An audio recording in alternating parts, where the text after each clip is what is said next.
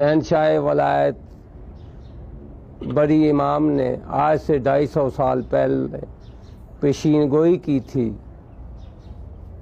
کہ نور پور شاہ میں ایک اسلامی شہر آباد ہوگا جو پوری بین الاقوامی سطح پہ اسلام کی نمائندگی کرے گا اور دارالاسلام بنے گا۔ وہ شہر اسلام آباد کے نام سے ابھرا ہے، آباد ہوا ہے، اور یہ بین الاقوامی سطح پر اسلام کی نمائندگی کر رہا ہے۔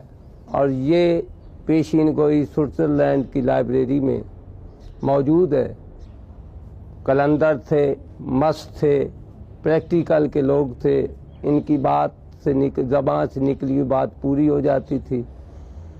انہوں نے اور پیر شاہ غازی دبڑی والی سرکار کھڑی شریف کے پیر خانہ ایک ہیں، دونوں کلندر تھے، اور دونوں ہی روحانیت کے وہ روایات قائم کی ہیں جو پریکٹیکل ہو گئی ہیں۔